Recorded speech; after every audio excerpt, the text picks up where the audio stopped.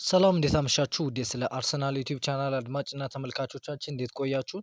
እንደተለመደው የአርሰናል መረጃዎችን ይዘን መጠናል። ለእናንተም አልጎሪዝሙ እንዲረዳውና ብዙ ሰዎች ጋር እንዲደርስ ላይክ እንዲሁም ሰብስክራይብ በማድረግ አብራችሁን ቆዩ። አርሰናል ጋብሪኤል ማርቲኔሊን ለመሸጥ እየተደራደረ ነው የሚገኘው። በዚህ ሰዓት ወደ ላቅ ወዳለ ደረጃ ደርሷል። ምናልባትም ቪዲዮ እስከሚወጣ ሂርዊጎ የሚባልበት ሁኔታዎች ላይ ነው ያለው እና ፋብሪዚዮ ሮማኖም በዚህ ሰፋ ያለ መረጃ ይዞ ወጥቷል። በአርሰናልና በአልሂላል መካከል እየተደረጉ ያሉ ድርድሮች ለመጠናቀቅ በጣም ተቃርበዋል። አሁን የቀረው ከተጫዋቹ ጋር በግል ጥቅማ ጥቅሞች ጋር መስማማትና ከዛ ከአርሰናል አረንጓዴ መብራት ማግኘት ነው ሲል ዘግቧል። አልሂላል ለጋብሪኤል ማርቲኔሊ ከ50 እስከ 55 ሚሊዮን ፓውንድ የሚደርስ ክፍያ ያቀረበ ሲሆን አርሰናልም ጥያቄውን ለመቀበል ዝግጁ ነው። በግል ጥቅማ ጥቅሞች ላይ ንግግር እየተደረጉ የሚገኙ ሲሆን ማርቲኔሊም በቅርቡ የመጨረሻ ውሳኔውን ያሳውቃል ተብሎ ይጠበቃል ሲል ፋብሪዚዮ ሮማኖ ዘግቧል። ማርቲኔሊ በግል ከአልሂላል ጋር ተስማምቷል። አሁንም አልሂላል እና አርሰናል በጥቃቅን ጉዳዮች ላይ በመነጋገር ይገኛሉ ሲል ነው ፋብሪዚዮ ሮማኖ የዘገበው እና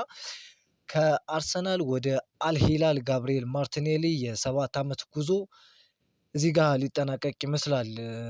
ሁኔታዎች እንደሚያሳዩት ከሆነ ክለባችን በዚህ የዝውውር መስኮት ሁለቱን የግራ ክንፍ አጥቂዎቹን በተለይም አምና የእንግሊዝ ፕሪሚየር ሊግ እንዲበላና እንዲሁም በአውሮፓ ሻምፒዮንስ ሊግ ለፍጻሜ ደርሶ ምንም እንኳን በፔናልቲ በፓሪስ ሰን ጀርመን ቢሸነፍም እዛ ድረስ እንዲደርስ ያደረጉትን ተጫዋቾች ሁለቱንም ለመሸጥ ከጫፍ ላይ ይገኛል። አንዱ ተሽጧል ኦልሬዲ ሊያንድሮ ትሮሳርድ ማለት ነው ወደ ቱርኩ ክለብ። ሁለተኛው ጋብሪኤል ማርቲኔሊ ደግሞ አሁን ወደ ሳውዲው ክለብ አልሂላል ሊሄድ ከጫፍ እንደደረሰ ነው መረጃዎች የሚያሳዩት። አልሂላሎች ተጫዋቹ የሕክምና ምርመራውን በሚቀጥሉት 48 ሰዓታት ውስጥ በሪያድ በሳውዲ ሪያድ ማለት ነው እንደሚያደርግ ይጠበቃል የሚሉ መረጃዎች ሳሻ ታቮሌሪ ይዞ ወጥቷል። የዝውውር ክፍያው 60 ሚሊዮን ዩሮ ሲሆን ማርቲኔሊ ደግሞ በአመት 12 ሚሊዮን ዩሮ ያገኛል የሚል መረጃ ይዞ ወጥቷል። በተለይ በሳውዲ ግብር የሚባል ይህን ያክል ያለ አይመስለኝም እና በእንግሊዝ ውስጥ 40% ነው ግብሩ። ከሚያገኘው 100,000 ፓውንድ በሳምንት የሚያገኝ ከሆነ ኦልሞስት ወደ 60 ብቻ ነው የሚያገኘው እና ሳውዲ ጋር ምናልባት ሙሉ ሂሳቡን ሊያገኝበት የሚችልበት እድል አለ። በተለይም ለተጫዋቹም ሆነ ለክለባችን ጥሩ ነገር እንደሆነ ይነገራል። ነገር ግን ከ7 ዓመታት ቆይታ በኋላ ጋብሪኤል ማርቲኔሊ መልቀቅ ቀላል እንዳልሆነ ለደጋፊውም ይታወቃል። ምንም ያክል መሄድ እንዳለበት ቢያምንም ግን በመጥፎ ሰዓትም መጥቶ ከክለቡ ጋር አምኖበትና ጠንክሮ እየሰራ ያለውን ነገር በሙሉ የሰጠው ጋብሪኤል ማርቲኔሊ በቀጣይ በሚመጣው ከሪሩ ላይ መልካም ነገር እንዲገጥመውም እንመኛለን። አልሂላል ለጋብሪኤል ማርቲኔሊ በአመት 20 ሚሊዮን ዩሮ ሲደመር ደሞዝን ለመክፈል አስቧል። ንግግሮቹ አዎንታዊ እድገት እያሳዩ ነው የሚል መረጃ ይዞ ወጥቷል። ቅድም ሳሻ ታቮለሪ ወደ 12 ሚሊዮን ዩሮ ነበር ያለው። አሁን ላይ ደግሞ ወደ 20 ሚሊዮን ዩሮ እንዲሁም ተጨማሪ ቦነሶችን ለመስጠት ዝግጁ እንደሆኑ ጄምስ ቤንጅ ዘግቧል። ነገር ግን እኛ ጋር ብዙም የሚያጣላ ጉዳይ አይደለም። አርሰናልና አልሂላልን የሚለያቸው የገንዘብ መጠን 8 ሚሊዮን ዩሮ ብቻ እንደሆነ ምንጮች ይጠቁማሉ ሲልም ነው ጄምስ ቤንጅ ያከለው። ሚኬል አርቴታ ለጋብሪኤል ማርቲኔሊ በቅድ ውስጥ እንደማይካተት በግልጽ ያሳውቀው ሲሆን ከቡድኑ ውጭ የተደረገበት ምክንያቶችንም አስረድቶታል ሲል ሳሚ ሞክቤል ዘግቧል። ይህ ደስ የሚል ነገር ነው። ቢያንስ አትሊስት ለምን ከክለባችን እንደሚወጣ ግልጽ ያለ ነገር ተነግሮት ከሆነ ይሄ ደስ የሚል ነገር ነው። ቢያንስ ለቆየባቸው 7 ዓመታትና ላሳየው ያላሰለሰ ጥረት ይሄ በትንሹ ሊደረግለት የሚገባው ነገር ነው ብዬ አስባለሁ። በድፍኑ ውጣ ማለት ለጋብሪኤል ማርቲኔሊም ሆነ ለክለባችን ትክክል ነው ብዬ አላስብም። ጋብሪኤል ማርቲኔሊ በ2019 ከብራዚሉ 4ኛ ዲቪዚዮን ኤቱዋኖ ክለብ በ6 ሚሊዮን ፓውንድ ነበር ክለባችንን የተቀላቀለው። 7 ዓመታት በክለባችን ቆይቷል። በዚህ ክረምት አርሰናልን ሊለቅ የሚችልበት እድል በጣም ሰፍቷል፣ እንዲሁም ተቃርቧል ዝውውሩ ሊጠናቀቅ ማለት ነው። ይህ ዝውውር ሲጠናቀቅ ጋብሪኤል ማርቲኔሊ የሚወጣው እንደ ፕሪሚየር ሊግ ሻምፒዮን መሆኑ ደስ ይላል። በተለይ በክለባችን ከመጥፎ ጊዜ ጀምሮ አብሮ የቆየ ተጫዋች ነው። አሁን ላይ ከድሉ ቢያንስ በትንሹ መቃመሱም ደስ የሚል ነገር ነው። የ25 ዓመቱ ተጫዋች ባለፈው የውድድር ዘመን ክለባችን ወደ ቻምፒዮንስ ሊግ ፍጻሜ ባደረገው ጉዞ ከፍተኛ ግብ አስቆጣሪ ነበር። እንዲሁም በፕሪሚየር ሊጉ አንድ ግብ ብቻ ቢያስቆጥርም ግቡ ከማንቸስተር ሲቲ በተለይም በመጨረሻው ደቂቃ ያስቆጠረውና ቡድኑን 1 ነጥብ እንዲያገኝ ያስቻለው ግብ ነበር። በተለይ በዛ ጨዋታ በጣም ፍረስትሬትድ ሁኜ ነበር በደንብ የማስታውሰው እና አርሰናል ወይ ያሸንፍ ወይ ይሸነፍ ያልኩበት ጊዜ ነበር በጣም ተናድጄ አቋማቸው። ነገር ግን በመጨረሻ የእንግሊዝ ፕሪሚየር ሊግን ስናነሳ ምን ያክል 1 ነጥብ እንኳን ዋጋ እንዳላት በግሌ የተመለከትኩበት ነው እና ያቺን ጎል ያስቆጠረው ከኤብሪቺ ኤዜ ከመሃል ሜዳ ተሻግሮለት በሚገርም ፊኒሺንግ ጃንሉጂ ዶናሩማን ከጨዋታ ውጭ ያደረገበትና ጎሏን ያስቆጠረበት በተለይ ቺፕ አድርጎ ያገባበት ጎል በጣም ደስ የሚል አጋጣሚ ነበር ከጋብሪኤል ማርቲኔሊ ማለት ነው። ነገር ግን በፕሪሚየር ሊጉ ጥሩ እንቅስቃሴን እንዲሁም የጎል ቁጥሮችን ማስመዝገብ አልቻለም ነበር። እናም በዚህ ክረምት ጉዞ የሚያበቃ ከሆነ ጋብሪኤል ማርቲኔሊ እናመሰግናለን። ሁሌም ከኛ ቤተሰብ መካከል አንዱ እንደሆነ እንዲሰማው እንፈልጋለን። ጋብሪኤል ማርቲኔሊ ማለት ነው። በሌላ ዜና ጋብሪኤል ጄሱስ የናፖሊ ዋነኛ አጥቂ መስመር የዝውውር ኢላማ ነው። የናፖሊ ስፖርቲንግ ዳይሬክተር ጆቫኒ ማና በዝውውር ላይ ላለፉት ሳምንታት ሲሰሩበት የቆዩ ሲሆን ተጫዋቹ ከአርሰናል ለመልቀቅ በሂደት ላይ ይገኛል ሲል ኮር ስፖርት ዘግቧል። ስለ ጋብሪኤል ጄሱስ አሁን ላይ ንግግሮች ብዙም እየወጡ አይደለም። ነገር ግን በናፖሊ እንዲሁም በሌሎች ክለቦች ይፈልጋል። አርሰናልን በዚህ የዝውውር መስኮት የሚሸጠው እንደሆነ እናያለን። በተለይ 7 ቀን የቀረው የዝውውር መስኮቱ ሊዘጋ ማለት ነው። አርሰናል አጠቃላይ ዋጋው ከፍተኛ ቢሆንም እንኳ ሁሊያን አልቫሬዝን ለማስፈረም የሚያስፈልገው ወጪ መሸፈን እንደሚችልና ክለቡ ከአትሌቲኮ ማድሪድ ጋር ስምምነት ላይ ለመድረስ እንደሚችል ያምናል ሲል ፋብሪዚዮ ሮማኖ ዛሬ ላይ ዘግቦ ነበር። አልቫሬዝ እስካሁን ለአርሰናል ጥያቄ አዎንታዊ ምላሽ ባይሰጥም ክለቡ ግን አሁንም በሂደቱ ውስጥ ይገኛል። እንዲሁም ተጫዋቹን አቋም ከቀየረ እርምጃ ለመውሰድ ዝግጁ ነው። ስለዚህ የዝውውር መስኮቱ እስከሚዘጋ ድረስ የሁሊያን አልቫሬዝ እና የአርሰናልን ሁኔታ ተከታተሉ ሲል ፋብሪዚዮ ሮማኖ ስለ ሁሊያን አልቫሬዝ መረጃ ዛሬ ላይ ዘግቧል። ሁሊያን አልቫሬዝ በተለይ ትላንት ከአትሌቲኮ ማድሪድ ከቪያሪያል በነበረው ጨዋታ በደጋፊዎች በጣም አስጸያፊ ስድብ ሲሰደብ እንዲሁም እሱም ብቻ ሳይሆን እናቱም ጭምር ስትሰደብ ነበር እና በአትሌቲኮ ማድሪድ የሚቆይበት እድል በጣም ጠባብ ይመስለኛል። እንደዚህ ዲስሪስፔክት ተደርጎ ኢቨን እናቱን እንኳን የሚያናንቅና በጣም የሚያዋርድ ስድብ ሰድበውበት በአትሌቲኮ ማድሪድ ይቆያል ብዬ አላስብም በታምር። በተለይ ወንድ ልጅም ሆኖ በእንደዚህ አይነት ሁኔታ ውስጥ ማለፉ በጣም ከባድ የሚያደርግበት ይመስለኛል። ከኢጎ አንፃርም በዚህ ክለብ የሚቆይ አይመስለኝም። እሱ የሚፈልገው ባርሴሎናን ነበር።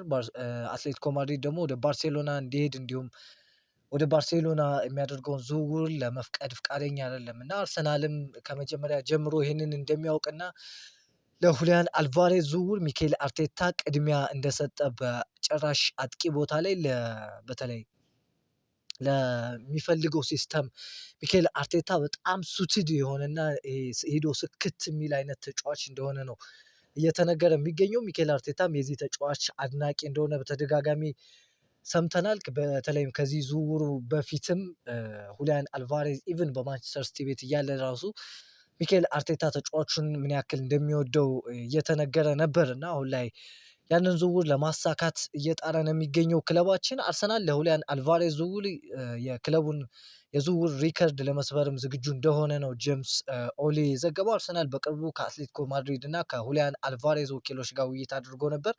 እንዳለመታደል ሆኖ እነዚህ ውይይቶች ላይ ሁሊያን አልቫሬዝ ወደ ባርሴሎና የእሱ የዝውውር ህልም የሆነው ክለብ ማለት ነው ከመሄድ ይልቅ ወደ ኤምሬትስ ለመምጣት እንደሚፈልግ የሚያሳይ ምንም አይነት ምልክት ለአርሰናል አልሰጡም የሚል መረጃ ነው ሳም ዲን ይዞት የወጣው መረጃ። በዚህ ምክንያት በክለቡ ለመቆየት ፍላጎት የሌለው ተጫዋች ላይ ከ100 ሚሊዮን ፓውንድ በላይ የማውጣት ሀሳብን በተመለከተ በአርሰናል አመራሮች በኩል ተቃውሞ እንዳሉም ዘግቧል። ይህ ሁኔታ በቀጣዮቹ ቀናት ሊለወጥ ይችላሉ የሚሉ ይጠበቃል። አርሰናል እና አትሌቲኮ ማድሪድ ስለ ሁሊያን አልቫሬዝ የዝውውር ሁኔታ እየተነጋገሩ ቢሆኑም እስካሁንም ምንም አይነት ስምምነት ላይ እንዳልደረሱ አርሰናል ከአትሌቲኮ የጠየቀውን የ150 ሚሊዮን ዩሮ እንዲሁም 150 ሚሊዮን ፓውንድ ለመክፈል ፈቃደኛ እንዳልሆነ የተገለጸ ሲሆን በተጨማሪ ቪክቶር ዮከሬሽ በዝውውር ውስጥ እንደ ክፍያ ወይም እንዲካተት የቀረበው ሀሳብ ውድቅ አድርጓል ሲልም ማቴዎ ሞሪቶ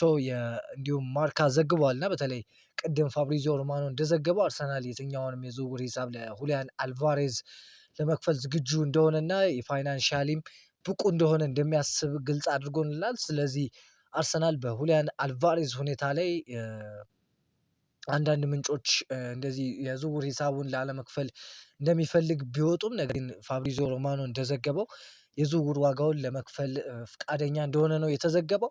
የአርሰናል ባለስልጣናት ወደ ማድሪድ የሚሄድ የበረራ ትኬቱን ቆርጠዋል። አንድ ነገር እየተከናወነ ነው፣ ለጊዜው ለምን እንደሆነ አልታወቀም ሲል ኢንዲካሊያ ዘግቧል እና ዛሬ ላይ በስፋት በፎቶም ማስረጃ እንደተዘገበው የክለባችን ባለስልጣን ወይም የባለሀብቱ ልጅ ጆሽ ክሮንኬ ወደ ማድሪድ እንደሄደ ነው። በምን ምክንያት እንደሆነ የተረጋገጠ ነገር የለም። ነገር ግን ስለ ሁሊያን አልቫሬዝ ሁኔታ ከአትሌቲኮ ማድሪድ ጋር ለመነጋገር እንደሆነ መረጃዎች ያሳያሉ። እርግጠኛ ግን እስካሁን የሆነ ነገር የለም። አንዳንድ መረጃዎች እንደሚወጡት ከሆነ የክለባችን ዋና ኃላፊ ጆሽ ክሮንኬ ስለ ሁሊያን አልቫሬዝ የዝውውር ሁኔታ ምን ያክል ገንዘብ እንደሚያስፈልግ ከሱም ከተጫዋቹ ጋር በግል ተገናኝቶ ለመነጋገር እንደሄደ የሚጠቁሙ መረጃዎች ወጥተዋል። ክለባችን ወደ ባርሴሎና እንደማይሄድ ከመጀመሪያው ጀምሮ ከአትሌቲኮ ማድሪድ መረጃዎችን ሳገኘ በዚህ ዝውውር ላይ እንደቆየ ነው የተነገረው። ስለዚህ በሚቀጥሉት ቀናት በተለይም አንድ ሳምንት የሚያክል ጊዜ የዝውውር መስኮቱ ሊዘጋ ስለቀረ በእነዚህ ቀናት አዲስ ነገር እንደሚፈጠር ይጠበቃል። እኛም እየተከታተልን የምናቀርብላችሁ ይሆናል። በዚሁ ላይክ እንዲሁም ሰብስክራይብ ያላችሁን ሀሳብ አስተያየት ደግሞ ኮሜንት ጋር አስቀምጡልኝ። አርሰናል ማቲያስ ፈርናንዴዝ ፓርዶን የተሰኘውን የ21 ዓመት አጥቂ በእጩ ዝርዝራቸው ውስጥ አካቷል። ሁኔታውን በቅርበት እየተከታተለ ይገኛል ሲል ሳባን ኦንዳ የተሰኘ ዘጋቢ ትላንት ዘግቦ ነበር። የዝውውር መስኮቱ ከመዘጋቱ በፊት ሊል ተጫዋቹን እንዲሸጥ ለማሳመን ክለቡ የጠየቀውን የ70 ሚሊዮን ዩሮ ማቅረብ እንደሚያስፈልጋቸው አርሰናል ያውቃል የሚሉ መረጃዎች ይዞ ወጧል። ነገር ግን ታማኝነቱ ምን ያክል እንደሆነ ስለማናውቅ ይህንን ብዙም አንገፋበትም። አዲስ ነገር የሚፈጠር ከሆነ የምናሳውቃቸው። አርሰናል ኢታን ዋኔሪም ከፕሪሚየር ሊግ ውስጥም ሆነ ውጭ ያሉ ክለቦች ጥያቄዎችን በመገምገም ላይ ይገኛል። ኢታን ዋኔሪ በነበረው የውሰት ቆይታ በግል እድገት እንዳሳየ ቢያምንም ከዚህ ቀደም የተደረገው የውሰት ዝውውር ውጤት በጣም መጥፎ ስለነበር አሁን በሌላ ጊዜ በውሰት ለመላክ ቢወስንም ሁሉንም ነገር በጥልቀት እንደሚያይ ተነግሮኛል ሲል ሃንድ ኦፍ አርሰናል ዘግቧል። ማቴ ቬሪ በበኩሉ ደግሞ አርሰናል አሁንም ለቶሚ ሴትፎርድ የክለባችን አራተኛ ግብ ጠባቂ ማለት ነው በውሰት የሚሄድበት አማራጭ በመፈለግ ላይ ይገኛል ሲል ዘግቧል። በተለይ አምና ሶስተኛ ግብ ጠባቂ ነበረ። አሁን ግን ክለባችን የሜዝሌርን ዝውውር በማጠናቀቁ ኬፓ አለ፣ እንዲሁም ዴቪድ ራያ 3 በረኛዎች አሉት። ስለዚህ የአካዳሚ ውጤት የሆነውን ታዳጊ ቶሚ ሴትፎርድን በውሰት ለመላክ እየፈለገ እንደሚገኝ ነው የዘገበው። ሃምቡርግ ፋቢዮ ቬራን በራሳቸው ውል ለማስፈረም እየሞከሩ ቢሆንም አርሰናል ግን ተጫዋቹን በሚገባው ትክክለኛ ዋጋ ላይ ለመጽናት ወስኗል። ስምምነት ላይ ከተደረሰ ቬራ ወደ ጀርመን ለመመለስ ይፈልጋል የሚል መረጃ ሃንድ ኦፍ አርሰናል ዘግቧል። ይህ መረጃ ደስ ይላል።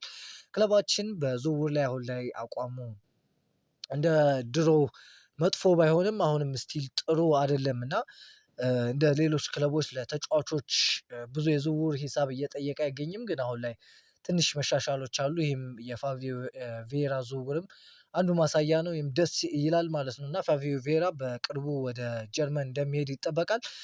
ጁሪያን ቲምበር ውስብስብ የሆኑ የጤና ችግሮችን ካለፈ በኋላ ጠንካራ ሆኖ ለመመለስ ከፍተኛ ጥረት እያደረገ ይገኛል። ይህን ኔዘርላንዳዊ ተጫዋች ከቡድኑ ጋር ልምምድ መጀመሩን የሚገልጹ ዜናዎች በቅርቡ እንደሚሰሙ ይጠበቃል። ያለምንም ችግር ወደ ሜዳ እንደሚመለስ ተስፋ እናደርጋለን ሲል ሃንድ ኦፍ አርሰናል ዘግቧል።